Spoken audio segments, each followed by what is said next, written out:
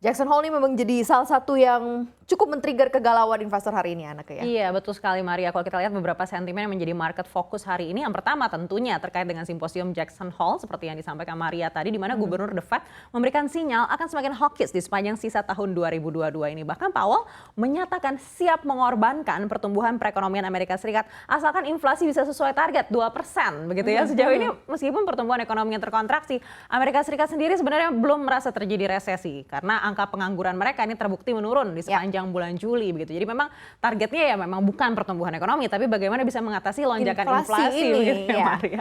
Jadi sebelumnya beberapa ekonom global juga sempat memproyeksi The Fed bisa saja menaikkan lagi hingga 100 basis point di sisa 2022 ini.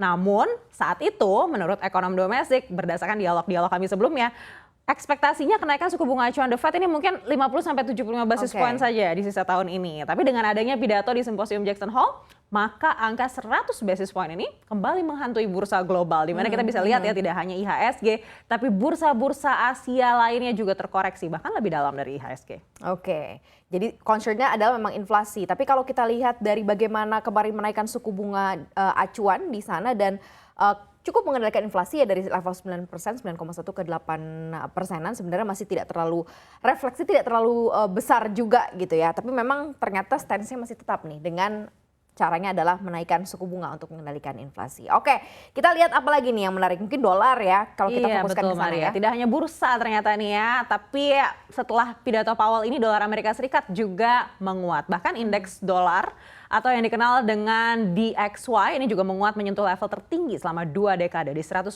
meskipun terakhir tadi Maria ketika saya lihat di pukul 2 siang itu saya cek kembali 109,2 begitu ya, sudah menurun. Namun tetap saja diprediksi laju dolar Amerika Serikat ini masih akan menguat bahkan di sepanjang pekan ini. Akibatnya mata uang negara berkembang seperti rupiah kembali lagi kita terkoreksi. Masih di bawah 15.000, tapi bukan tidak mungkin akan menuju ke 15 ribuan di 2 pekan ke depan. Nah ini juga terlihat di mata uang negara tetangga kita yang juga tertekan terhadap dolar Amerika Serikat, Maria. Oke, ini dari global ya sebenarnya ya, tapi benar-benar cukup reaksinya ke investor domestik cukup lumayan berat terjadi di IHSG hari ini yang setelah kemarin itu mencoba ke level psikologis 7.200-an tapi harus berbalik lagi di 7.100-an sekarang. Belum lagi nanti kalau kita tambahkan dengan kepastian kenaikan BBM bersubsidi, ini kayaknya akan makin berat lagi nih untuk domestik. Nah ini akan menjadi sentimen berikutnya mungkin yang harus diperhatikan investor, menjadi market fokus kita. Dari domestik kita masih menunggu seperti apa kepastian kenaikan BBM subsidi oleh pemerintah. Tentunya ini juga disebabkan pro kontra di masyarakat ya Maria. Beberapa yang pro ini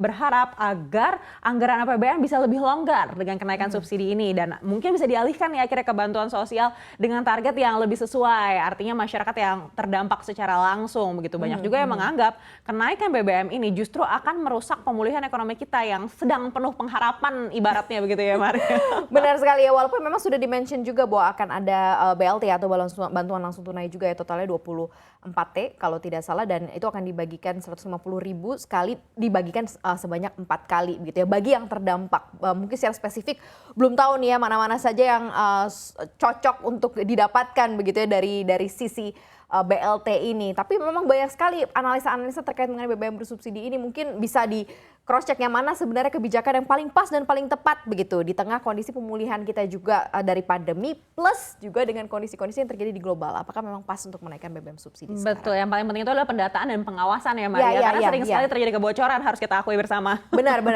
Itu tuh yang paling parah ya, balik lagi ya sistem pendataan itu dan juga pengawasan ya.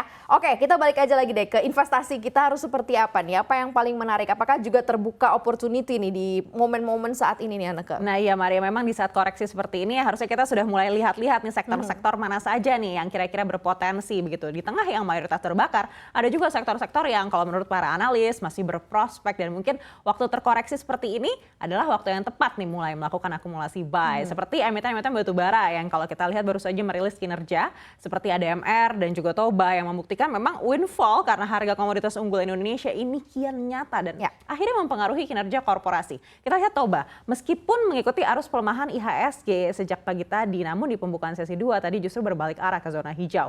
Lalu juga ADMR yang kalau kita lihat Maria ini labanya melesat hingga 490,99% di semester 1 2022. Juga sempat sesaat kita lihat balik arah ke zona hijau meskipun ya memang akhirnya ditutup di zona merah juga begitu ya Maria. Tapi apakah esok pelemahannya masih berlanjut atau justru sudah langsung balik arah lagi nih ke zona hijau gitu, kita buktikan nanti ya. Tapi kalau masih ada di zona merah mungkin bisa jadi pertimbangan juga oleh para investor. Ini kan di penghujung bulan Agustus ya, dan kita akan masuk ke bulan September, kan selalu ada istilah wake me up when September end, dan biasanya akan lebih buruk. Apakah ini akan terjadi nih di September 2022?